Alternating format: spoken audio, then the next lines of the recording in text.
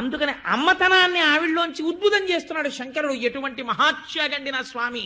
ఈ పార్వతీదేవి వంక చూసి చెప్తున్నాడు, మీ అన్నయ్య స్థితికారుడు, లోకాలన్నింటినీ నిలబెట్టాలి, లోకాలకు ఇబ్బంది వచ్చింది, మీ అన్నయ్య కూడా వచ్చాడు, మరి నేను ఆయన్ని సంతోష పెట్టద్దు, అందుకని నేను చేసేస్తాను. నేను తినేటప్పుడు ఎలా తింటానో తెలుసా, ఒక చిన్న ద్రాక్ష పండు తినేసినట్టు తినేస్తాను పార్వతి ఈ హాలాహలాన్ని. దాని వల్ల నాకేమైనా ఇబ్బంది వస్తుంది అనుకుంటున్నాయేమో, ఏం భయం లేదు, నువ్వు అలా చూస్తూ ఇంత మాత్రం బెంగెట్టుకోక మా ఆయనకి ఏమవుతుందోనని అని చక్కగా సంతోషంగా అలా చూడు, నేను ఎలా తినేస్తానో చూద్దుగలిగి అన్నాడు. అంటే ఆవిడంది, సరే మీకు ఎలా ఇష్టమైతే అలా చేయండి అంటే. కళ్ళు తిరిగి కింద పడిపోయిన వాడు పరీక్షిత్. ఏమయ్యా లోకమంతా హాలాహలం పుచ్చుకోమంది, ఎంత మంచం మీదున్న మొగుడైనా పెళ్ళం ఏమంటుంది, నా పసుపు కుంకాలు నిలబడితే చాలంటుంది కానీ ఆయనకో 4 మాత్రలు వేసి లాగే అవతల బారిద్దరు అందు కదా. అలాంటిది ఆయన థమ్సప్ పుచ్చుకుంటున్నాడా, కోకోకోలా పుచ్చుకుంటున్నాడా, హాలాహలం పుచ్చుకుంటున్నాడు.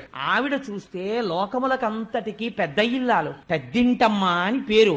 పసుపు కుంకాలకి సంబంధించిన విషయం భర్తని హాలాహలం పుచ్చుకోమని ఎలా ఒప్పుకుందయ్యా పార్వతీదేవి అన్నాడు. పోతన గారు అన్నారు, పార్వతీదేవి శంకరుణ్ణి హాలాహలం పుచ్చేసుకో అని ఎందుకు అనగలిగిందో తెలుసా.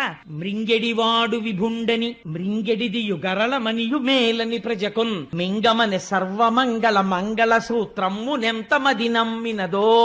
ఆవిడ శంకరుడు విషం తాగుతున్నాడని తెలుసు, విషం తాగితే ప్రమాదమని తెలుసు, తాగుతున్నవాడు తన భర్త తెలుసు, అయినా తాగమంది. ఎందుకంతో తెలుసా, ఆవిడ సర్వమంగళ, ఆవిడ సర్వమంగళయ్యి ఆవిడ మెడలో మంగళసూత్రం ఉండగా శంకరుడికి ఇబ్బంది ఎందుకు వస్తుందయా, తాగేయమంది.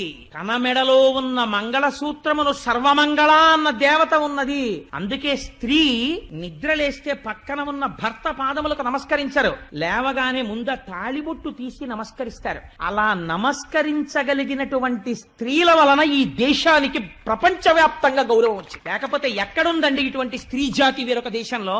శంకరుడి జీవనమునకు హేతు పార్వతీదేవి మెడలో మంగళసూత్రం అని తీర్పిచ్చారు పోతన గారు. దేవతలందరూ జయ జయధ్వానాలు చేస్తుంటే శంభో శంకర హరహర మహాదేవ అని అరుస్తుంటే సింహాసనం దిగి ఎదురొచ్చి, ఎక్కడికి పోతావే హాలాహలమా రా అని ఆయన ఎదురెళ్ళి దాన్ని పట్టుకుని చేతిలో పట్టుకుని నలిపి ఉండ చేసి నేరేడు పండంత చేసి గభాల నోట్లో పడేసుకుని మింగేశాడు. మింగేస్తే మరి ఆయనకి ఏమైపోలేదా అని అనుమానం వస్తుందేమో అని వెంటనే పోతన గారు చెప్పారు, ఎదురెళ్ళినప్పుడు కాని, పట్టుకున్నప్పుడు కాని, ముద్ద చేసినప్పుడు కాని, నోట్లో పెట్టుకున్నప్పుడు కాని, మింగినప్పుడు కాని వేడి చేసి ఓ పొక్కు పుట్టలేదు ఆయన ఒంటి మీద. ఇంత చల్లటి చంద్రుడు కందిపోలేదు. పిల్లపాములు ఆయన ఉంగరాల కింద పెట్టుకుంటాడు, చుట్టుకుంటాడు, ఓ పిల్లపాము వేడిగా ఉందని పక్కకి జారిపోలేదు. అలా నవ్వుతూ కూర్చున్నాయి. శంకరుడి పాదములను నమ్ముకున్నవాడు కూడా హాలాహలం లాంటి కష్టం వచ్చినా అలాగే ఉంటాడు చల్లగా. కానీ ఆయన నోట్లో పెట్టుకుని మింగుదాం అనుకున్నట్ట, ఇక్కడ దాకా వెళ్ళింది కంఠంలోకి, తీరా మింగేద్దాం అనుకుంటే అయ్యో కడుపు నిండా అధోలోకాలున్నాయి, పైన ఊర్ధలోకాలున్నాయి.